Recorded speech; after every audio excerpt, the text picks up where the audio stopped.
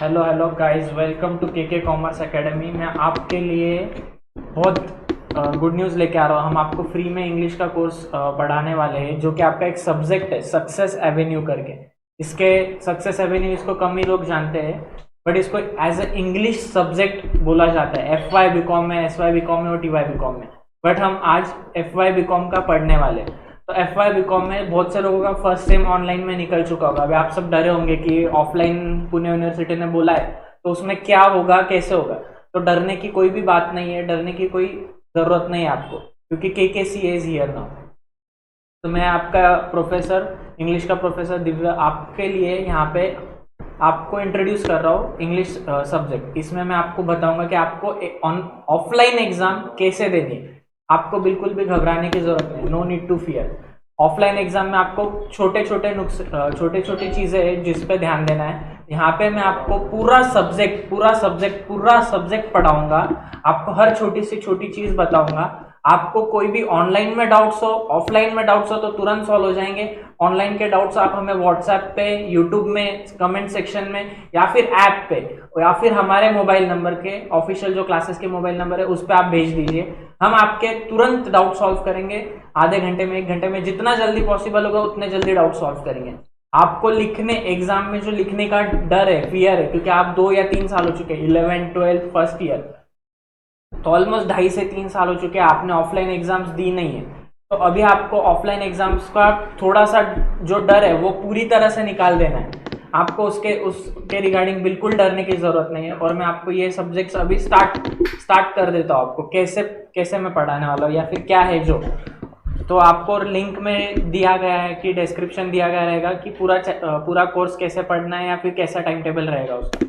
दिन कम बाकी है, हमारे पास टाइम भी कम है, और पेपर से ज़्यादा, कम से कम आपके पास 5 से 6 सब्जेक्ट्स होंगे करने के लिए। अकाउंट्स आपने रिटर्न प्रैक्टिस कर ली होगी, ऐसा मैं समझ रहा हूँ। आपने बहुत अच्छे से पढ़ा होगा अकाउंट्स। इकोनॉमिक्स भी आपका चल रहा है ऑनलाइन में। कुछ बच्चों का मैथ्स चल रहा है, जिन्होंने मैथ्स लिया है। प्रमोद सर उनका मैथ्स अच्छे से ले रहे हैं, उनके डाउट्स वगैरह भी सॉल्व हो रहे हैं। वैसे ही अकाउंट्स के डाउट्स सॉल्व हो चुके हैं, इकोनॉमिक्स के डाउट्स सॉल्व हो चुके हैं, इकोनॉमिक्स का पोर्शन कंप्लीट हो चुका है बच्चों का। और कुछ बच्चों ने रामबान बैचेस भी लिए हैं मैथ्स के लिए, अकाउंट्स के लिए और इकोनॉमिक्स के लिए। तो उसमें जो हमें सपोर्ट मिला, या फिर जो बच्चों ने डिमांड की है कि अब उन्हें इंग्लिश भी चाहिए, मार्केटिंग भी चाहिए, तो हम उनके लिए अब इंग्लिश सब्जेक्ट लेके आ रहे हैं। तो इसमें इंग्लिश में सेकेंड यूनिट है अप्रू जेआरडी। अप्रू जेआरडी का राइटर या ऑथर जो है वो सुधा मूर्ति है। Sudha Murthy is one of the lady जो एक इंडस्ट्रियलिस्ट है। वो Sudha Murthy is industrialist, she is Indian technologist, philanthropist and writer. Philanthropist मतलब है ना, जो समाज सेवा करता है, जो रिटर्न में सोशल एक्टिविटीज, वो फिलैंथ्रोपिस्ट होता है। राइटर, लेखक, लिहिणारा माणूस जो असतो तो लेखक, राइटर असतो। She was born in Karnataka की तरह साउथ ऑफ इंडिया में, and studied computer science and engineering. India में फेमस सबसे चीज क्या है? इंजीनियरिंग। तो उन्होंने इंजीनियरिंग पढ़ा हुआ है। And she Indian Institute of science, ये भी इंस्टीट्यूट अभी एक टाटा की है, वहां पे उन्होंने पढ़ा है। She was academically brilliant and was gold medallist. अभी देखो, कुछ कुछ बच्चे बहुत होशियार होते हैं। वो गोल्ड मेडलिस्ट थी at both under graduate and post graduate level. Under graduate मतलब बीकॉम वगैरह, पोस्ट ग्रेजुएट मतलब एमकॉम, मास्टर्स और उसके बाद PhD. She began her career with Telco. Telco शायद से आपको नहीं पता होगा, बट आज की जो इस कंपनियों के नाम बदलते हैं वक्त के साथ, तो आज ये टेल्को टाटा मोटर्स में बदल चुकी है। तो टाटा मोटर्स ही टेल्को है। इन 1981 फाउंडेड इन्फोसिस। अभी सुधा मूर्ति जी जो राइटर है, उन्होंने इन्फोसिस फॉर्म की। अभी हम ये क्यों पढ़ रहे हैं? क्योंकि सुधा मूर्ति ने, जो राइटर है या ऑथर है, उन्होंने, सुधा मूर्ति एक बिजनेस वुमेन है, फिलैंथ्रोपिस्ट है, तो ये उनका इंट्रोडक्शन दिया गया है। हम कभी भी किसी इंसान के बारे में पढ़ते तो उसका जो चैप्टर का लिखने वाला है ना, उसका इंट्रोडक्शन पढ़ना ज्यादा जरूरी है। क्यों? क्योंकि उसका एनवायरनमेंट क्या रहा है, उसके सराउंडिंग्स क्या रहे, वो ज्यादा मैटर करते हैं। Her well known works include how I thought my grandmother to read and other stories. उन्होंने और भी बहुत सारे बुक्स लिखे हैं। उनका काम भी बहुत सारे क्षेत्र में, जैसे अगर मैं आपको इंग्लिश में बताऊं, हेल्थ केयर, रूरल डेवलपमेंट, फिर एजुकेशन एंड आर्ट। अभी वो है ना, एजुकेशन, आर्ट, इन सब चीजों में बहुत ज्यादा बिलीव करते हैं। तो उन्होंने ये अप्रूव जेआरडी लिखा है। तो ये चैप्टर क्यों लिखा है उन्होंने, और in about the text in this ऐसे शी रेमिनेंसेस, मतलब रेमिनेंसेस मतलब किसके बारे में बात करते, वो जेआरडी टाटा के बारे में बात करते, who gave her her first break in her career as an engineer. अभी आपके क्लोज कौन है, आपके क्लोज आपके टीचर्स है, पेरेंट्स है, आपके जो भी रिश्तेदार है वो लोग हैं, या आपके फ्रेंड्स हैं। तो ऐसे ही इनको जो करियर में फर्स्ट ब्रेक मिला, मतलब इनको करियर में जिन्होंने फर्स्ट टाइम आने दिया, फर्स्ट टाइम इनको ये क्या लिया, वो approve JRD. She talks of the great man simplicity and vision. Vision क्या होता है, जो अपन आगे देखते हैं, जो अपन बनना चाहते हैं। जैसे किसी का विजन होता है उसको सिंगर बनना है, किसी का विजन है उसको एक्टर बनना है, किसी का विजन है उसको बिजनेसमैन बनना है, इंडस्ट्रियलिस्ट बनना है। तो ये entrepreneur approve JRD. There are 2 photograph that hang on my office wall. अभी देखो, हमेशा अपना जो ऑफिस होता है, अभी समझो मैं आपको दिखाऊं मेरा ऑफिस, ऑफिस समझो, आपको मैं ऑनलाइन ही दिखा देता हूँ ऑफिस के।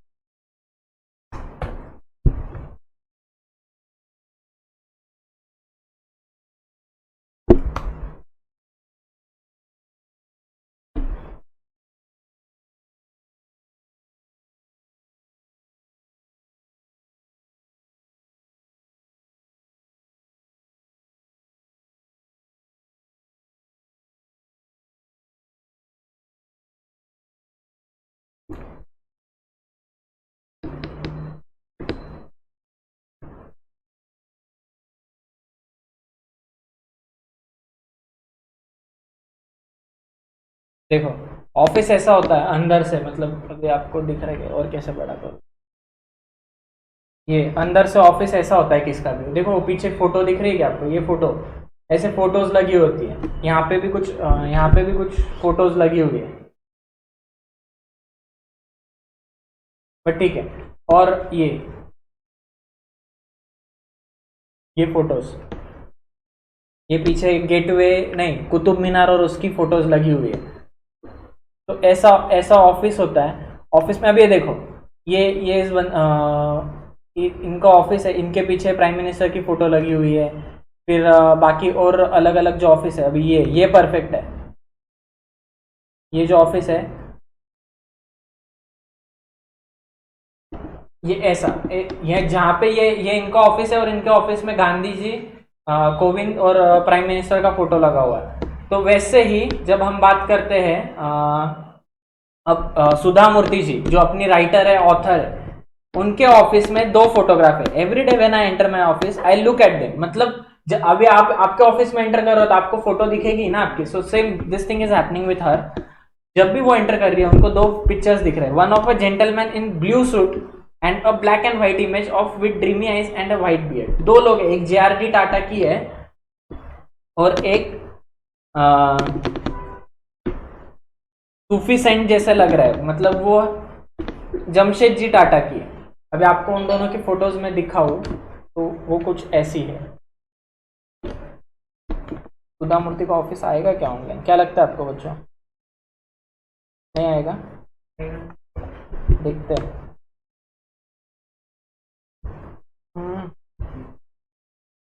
नहीं, ये अपने राइटर है सुधा मूर्ति जी, दिख रहा है आपको?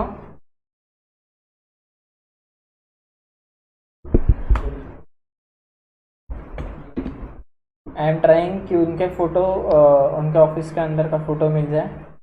ये देखो, ये रहा ये है उनके ऑफिस और ऑफिस के अंदर की फोटो। ये ऑफिस और ये सुधा मूर्ति जी है, ये सुधा मूर्ति जी है, और ये जो है ये जे आर डी टाटा है।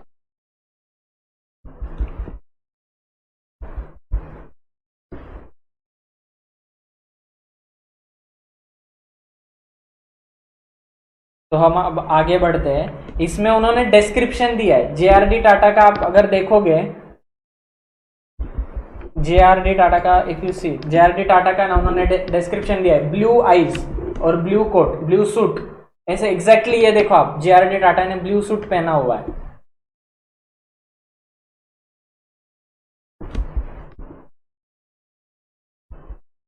JRD टाटा ज्यादातर ब्लू सूट में ही रहते थे, तो उन्होंने डिस्क्रिप्शन दिया, there are pictures of two old people, dreamy eyes, white beard, और blue suit is Bharat Ratna JRD, and black and white photo is of Jamshedji Tata. अभी आपने JRD टाटा का देख लिया, मैं आपको जमशेदजी टाटा का दिखाता हूँ।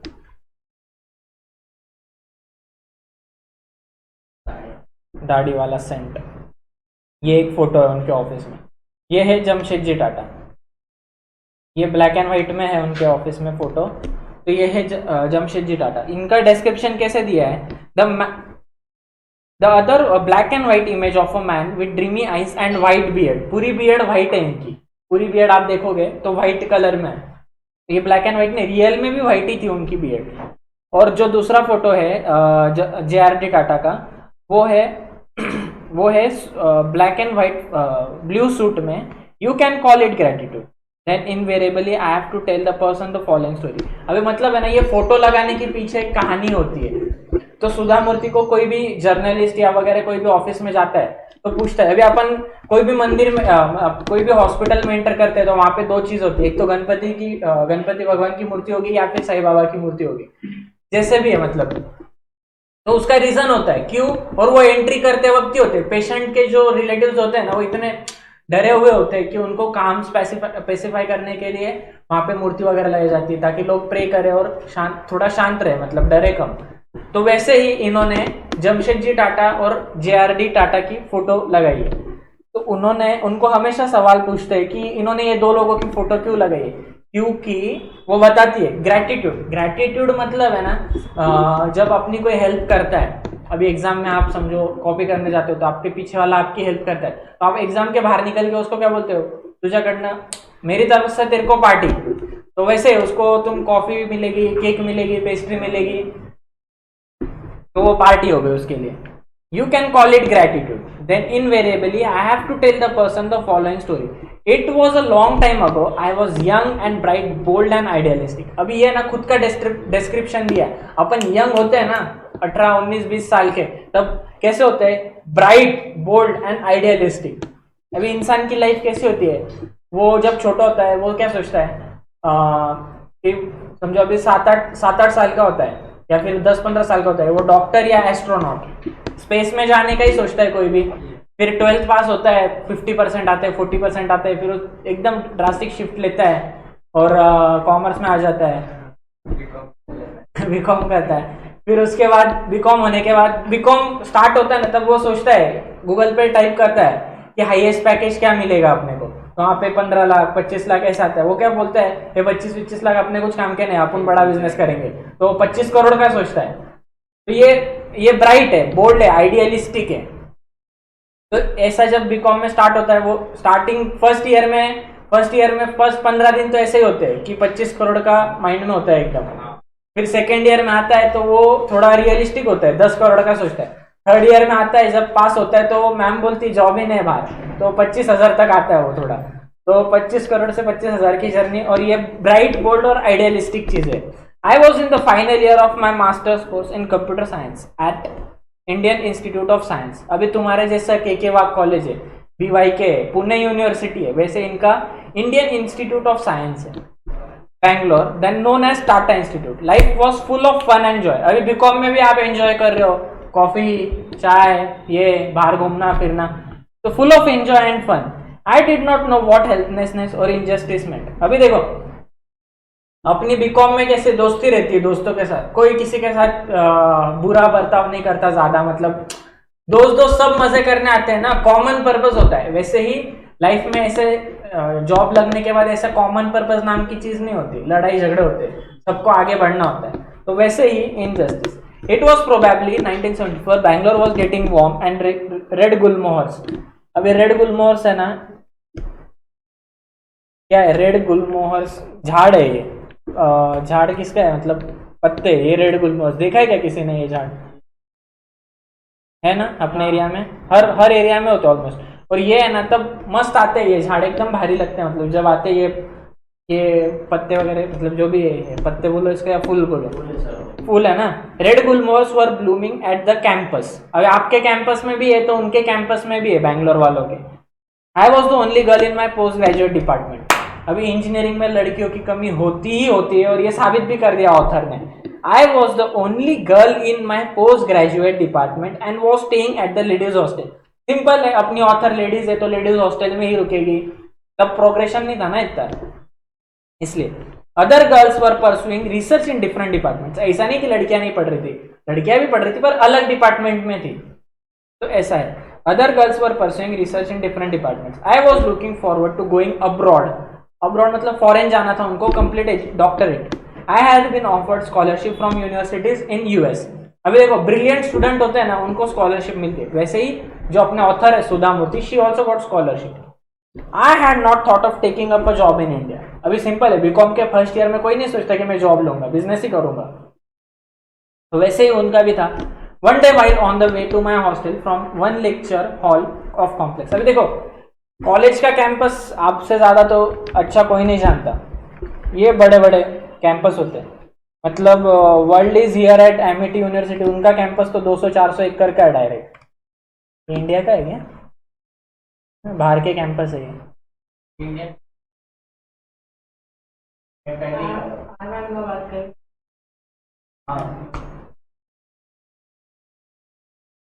ये अहमदाबाद के कॉलेज का कैंपस है, सबसे बड़ा।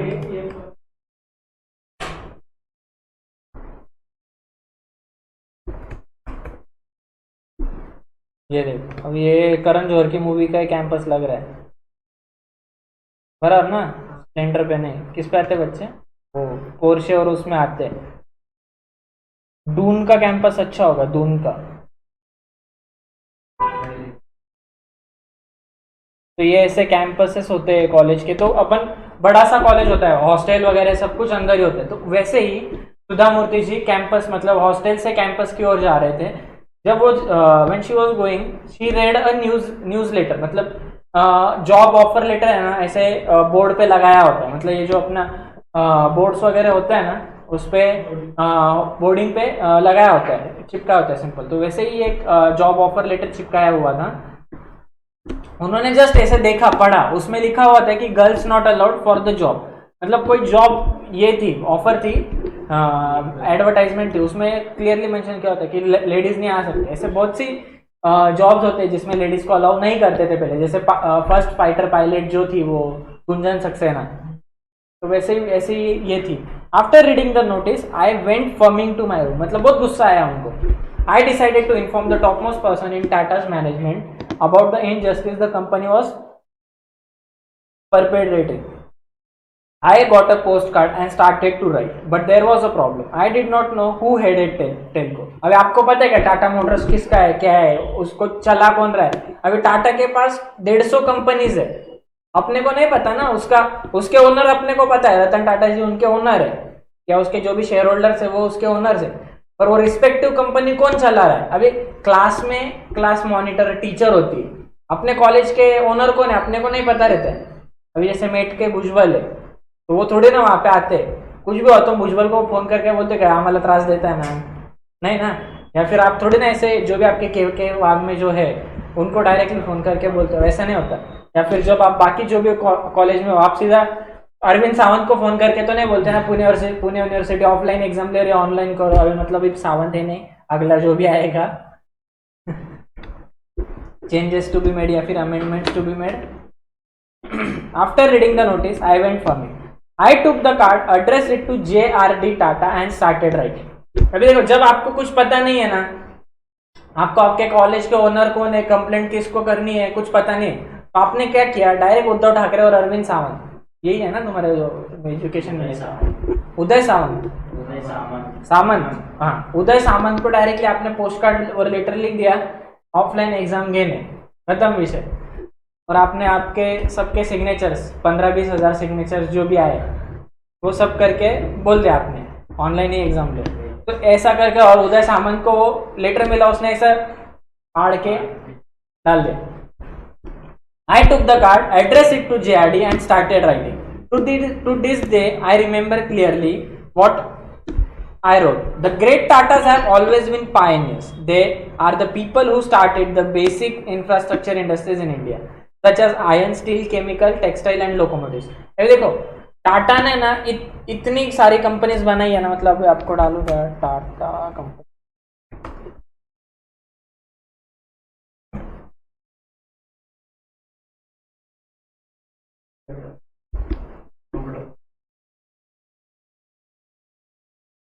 ये वाला क्या?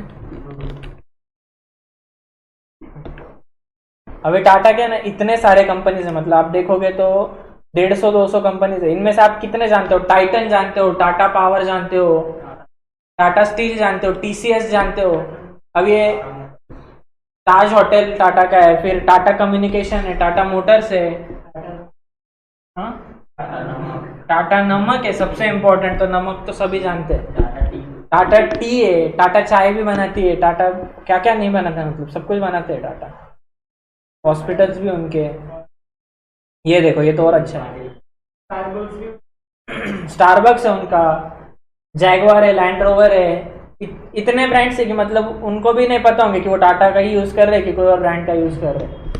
तो ऐसी चीज है। तो इन्होंने ऐसे ही बताया है सुधा मूर्ति ने, they have cared for higher education in India, फिर they have given infrastructure industries in India. अभी स्टील 1900 में 200 से 250 साल पहले स्टील की कंपनी कोई नहीं खोलता था, क्यों फालतू में नुकसान करके लेना है? वो तो एज गुड एज आज ऐसा ही है ना कि कोई गलत काम करने जैसा। तो वैसे ही वो तब के टाइम में माना जाता था कि iron, steel, chemical, textiles and locomotive, मतलब जो रेलवे में इंजन और डब्बे बनाते हैं ना, वो भी टाटा खुद ही बनाती है। They have cared for higher education in India since 1900। They were responsible for establishment of Indian Institute of Science. Fortunately I study there. I study there मतलब मैंने, सुधा मूर्ति जी जो अपने ऑथर है, राइटर है। But I am surprise how a company such as Telco, जो Tata motors है, is discriminating on the basis of gender. मतलब ये ऐसा हो गया, मैम ने क्या बोला कि तुम्हारे ना, तुमको ना एकदम बहुत बढ़िया पार्टी होगी, फ्रेशर्स पार्टी। फ्रेशर्स नहीं, अभी तुमको फर्स्ट ईयर कंप्लीट होगा तो कौन सी पार्टी देंगे? हाँ मैं दे रहा हूँ ना, पास होने की पार्टी, मतलब ऑफलाइन एग्जाम तुम दोगे, उसके बाद तुम पास हो जाओगे सारे कोर्सेज जिन्होंने ले सारे, और बाकी सब लोग जो भी पास हो जाएंगे उनको हम पार्टी देंगे बराबर। तो 2020 पास आउट बैच की पार्टी। तो इसमें इनका कैसा था, डिस्क्रिमिनेशन कैसा होता है पता है? मैंने बोला हम सबको पार्टी देंगे, पार्टी सबको देंगे, पर गर्ल्स को अलग और बॉयज को अलग। बॉयज फूट के रोने लग गए, गर्ल्स बोलेंगे फिर हम रेडी किसके लिए होए? तो यही फंडा था कि बॉयज बोले हम पार्टी क्यों करें? फिर ये डिस्क्रिमिनेशन हुआ ना। पार्टी थोड़ी ना ऐसा अलग अलग होती है, कोई मंदिर थोड़ी ना है ये।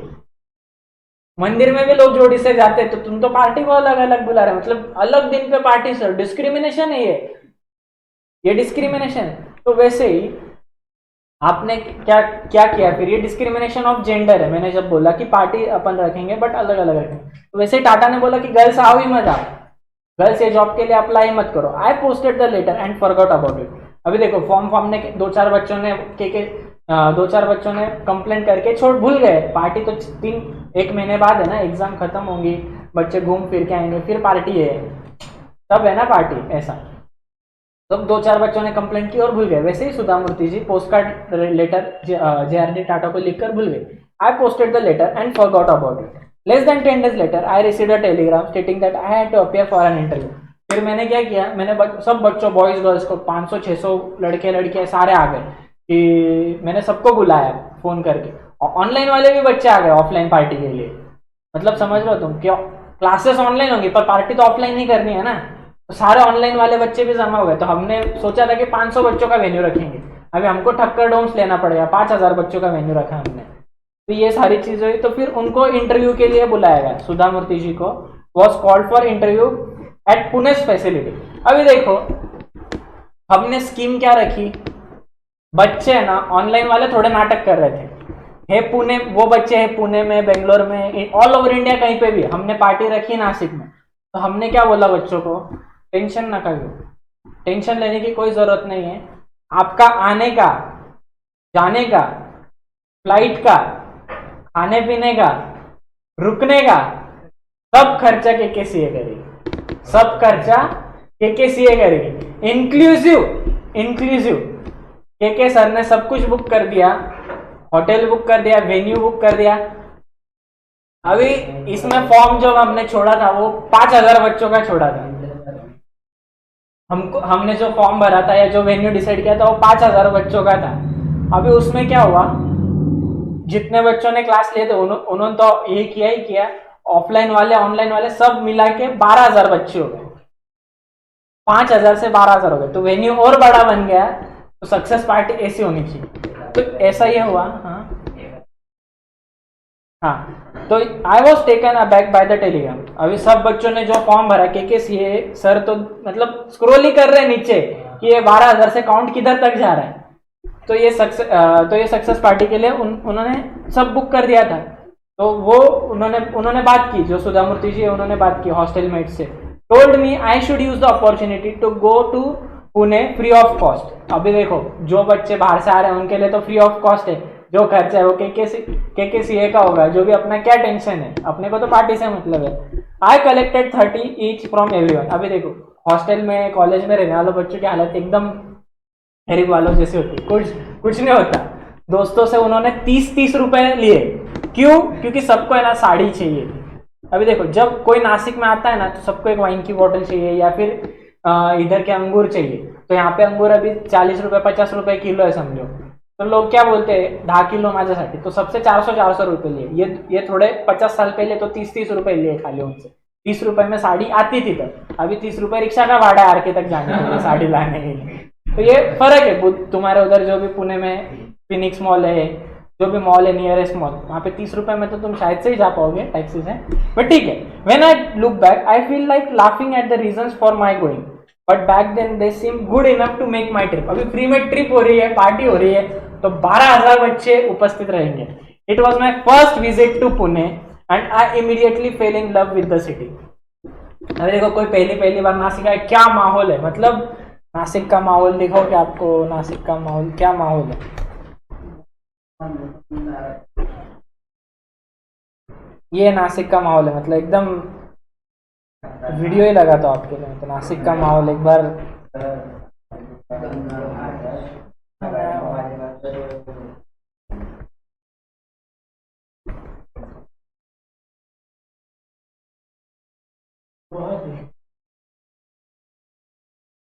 ये पानी, समुंदर नहीं, अपने क्या है वो, गोदावरी बैक वाटर्स, फिर ये वाटरफॉल।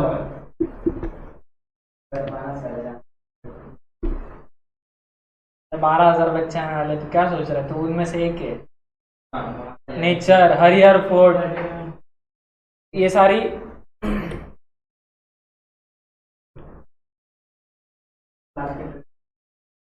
है ना, अपनी ट्रिप है ना इमेजी का। ये झूला वाइन्स, पंचवटी, ये उधर का सोमेश्वर का पांडवलेनी। क्या तुम नहीं गए थे क्या सोमेश्वर? तो वैसे ही ये चीजें, जैसे ये चीजें है वैसे ही इनका भी था कि इनको पुणे जाने का मौका मिला। It was my first visit to Pune, और जो मजा आया, मतलब Pune as I do in Hubli my home town, the place change my life in so many ways. अभी देखो, लोग दूर दूर से पुणे, नासिक, मुंबई पढ़ने के लिए आते हैं। अपने ज्यादातर पुणे नासिक के बच्चे या फिर जो बाहर के बच्चे। As directed I went to Telco's Pimpri office. Pune वाले को अच्छे से पता होगा, पिंपरी चिंचवड़ में टाटा मोटर्स का office. For the interview there was 6 people on the panel. ये ऐसे छोटी मोटी कंपनी नहीं कि एक आधा इंटरव्यू लेंगे तुम्हारा, तुम घर चला। यहाँ पे 6 पीपल ऑफ पैनल होता है इंटरव्यू का। पैनल आपको एक सेकंड, आपको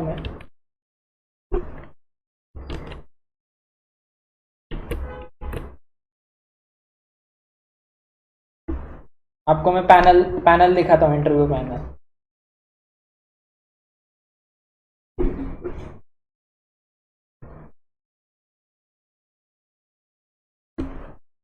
तो यूपीएससी के होते हैं।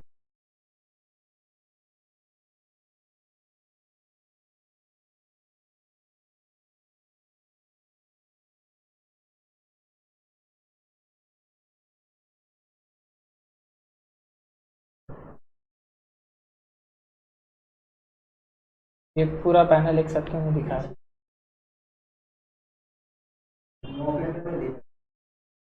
रियल इंटरव्यू थोड़ी दिखाएंगे वो यूपीएससी का। ये देखो, 1 2 3, ये पूरा ऐसा एक पैनल होता है इंटरव्यू का। वो यूपी, हाँ तो सिलेक्शन होने के बाद ही वीडियो आएंगे।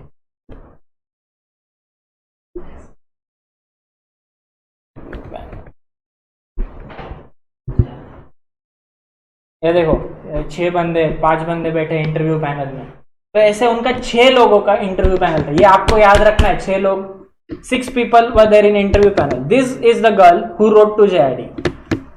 I heard somebody whisper as soon as I entered the room. अभी देखो कुछ कारनामे क्यों होते हैं ना, अपने आप घर पे जाते हो तो आपको पता चलता है कि ऐसे घर में आपका स्वागत एकदम अच्छे से होता है।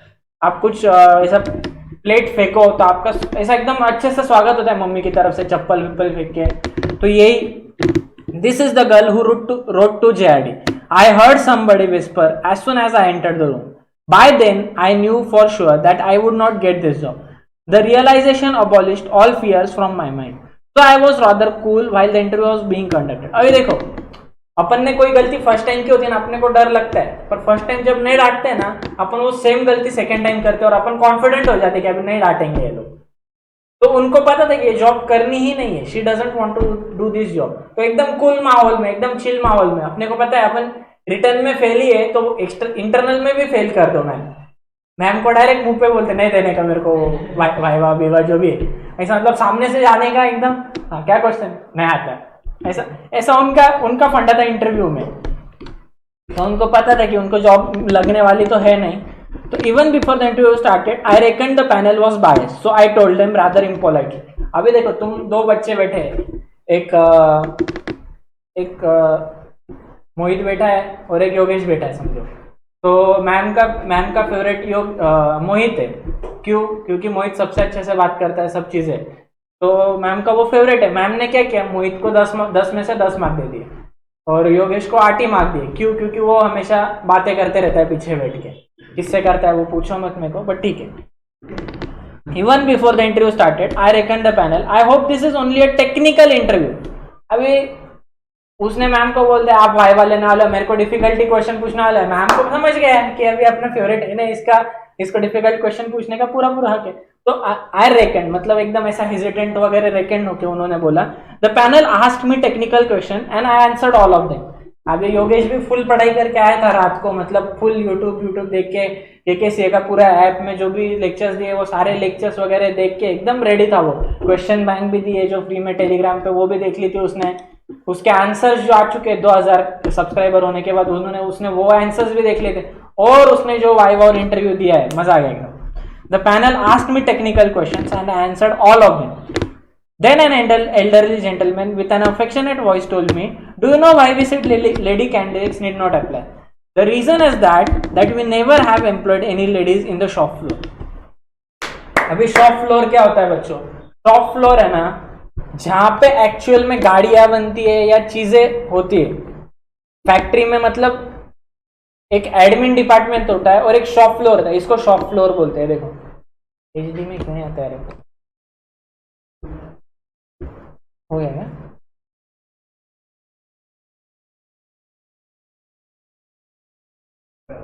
हो रहा ना,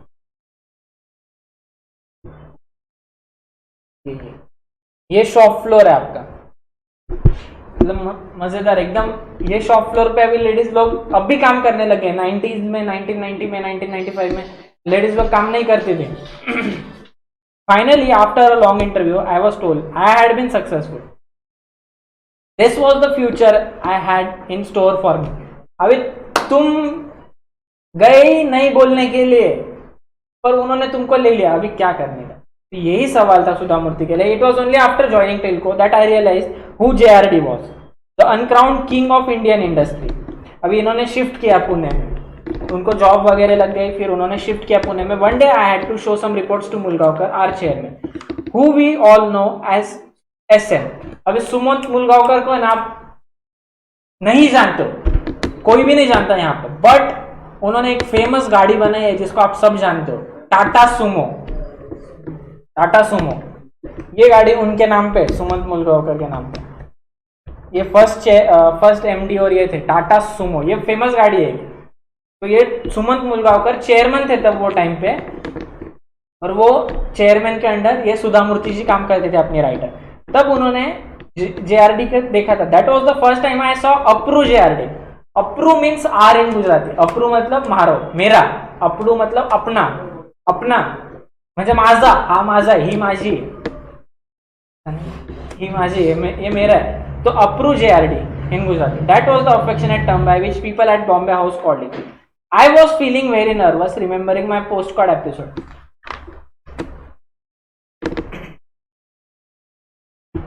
I was feeling very nervous remembering my postcard episode. SM introduced me nicely. J. अभी देखो किसको भी आप पेट नेम से बुलवाते हो. आप समझो तन्वी है तो तनु बुलाओगे, योगेश है तो योगो बुलाओगे, मोहित है तो मोहू बुलाओगे, और बाकी जो जैसे भी अभी समझो आपके हिसाब से संदीप है तो सैंडी बुलाओगे. प्यार प्यार है, एकदम अफेक्शनेट है. वैसे ही क्या होगा, रोनू बुलाओगे, उसका पेट नेम है ना तो already. I was feeling very nervous. J है, that's what his close associate called him. This young woman is an engineer and that too a postgraduate. She is the first woman to work on the telco shop floor. JRD looked at me. I was praying that he would not ask me any question. Thankfully, he didn't instantly remark, "It's nice that girls are getting into engineering and in our country. By the way, what is your name?"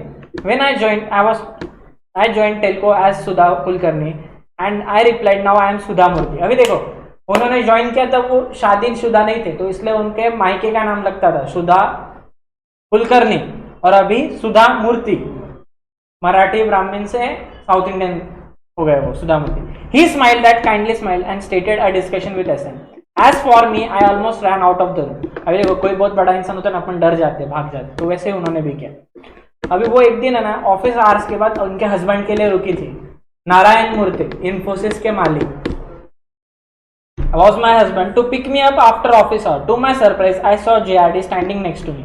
अभी देखो रात को late हो जाता है ना, पुराने time पे बॉम्बे हाउस में जब काम करते थे, कल परसों मैंने देखा बॉम्बे हाउस, टाटा का ऑफिस है, बहुत बढ़िया शानदार ऑफिस. तो जब ये लोग काम करते हैं, रात में निकलते हैं 6 बजे 7 बजे, तो JRD टाटा की गाड़ी आके खड़ी होगी और सुधा मूर्ति नीचे खड़ी थी, उनके हस्बैंड के लिए वेट कर रही थी. बारिश भी हो रही थी थोड़ी थोड़ी, तो उन्होंने पूछा कि वो JRD आके रुक गए बाजू में, कुछ नहीं बस बात हुई थी.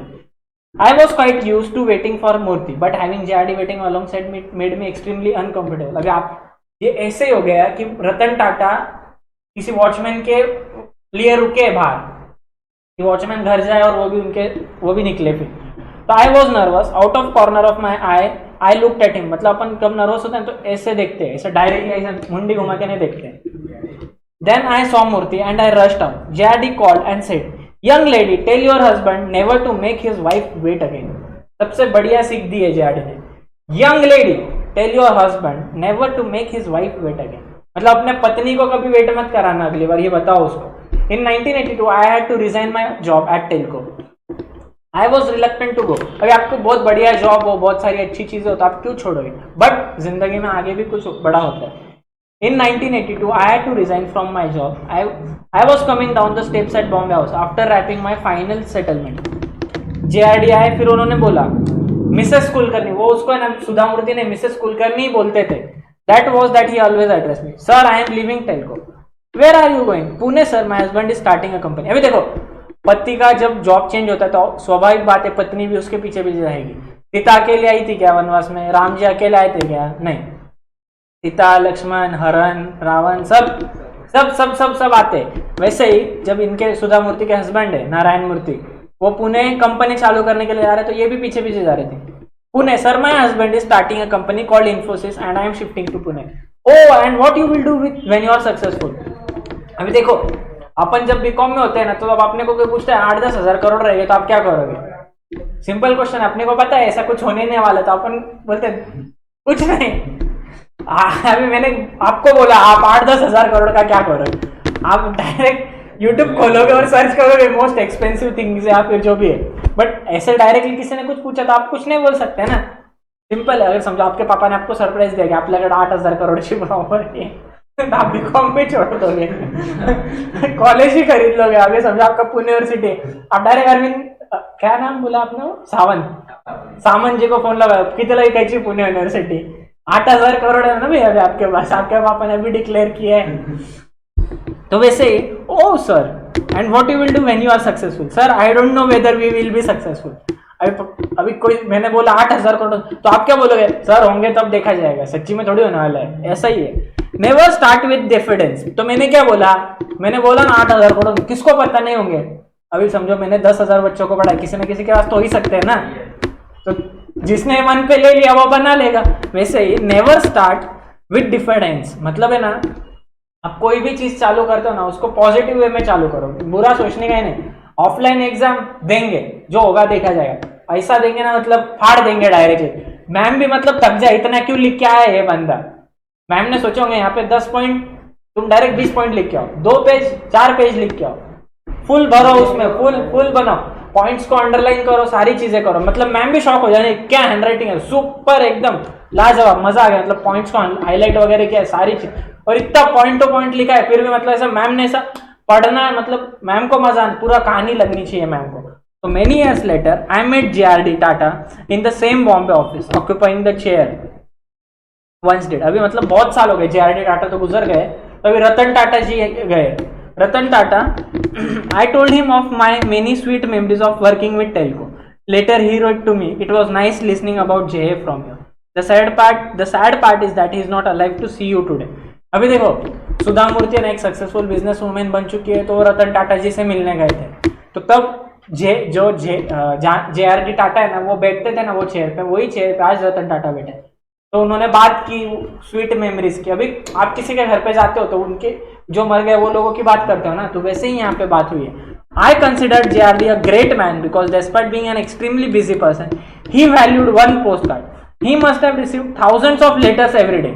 अभी Instagram DM में अपने को 150, 200, 500 मैसेजेस रहते, DM में बहुत सारे मैसेजेस रहते, लड़कियों को आते स्पेशली, तो उसमें वो ध्यान नहीं देते और ये कर देते, ब्लॉक करके रखते थे। बट JRD टाटा ने एकदम बहुत बिजी होने के बावजूद भी उन्होंने एक पोस्ट कार्ड को वैल्यू दी।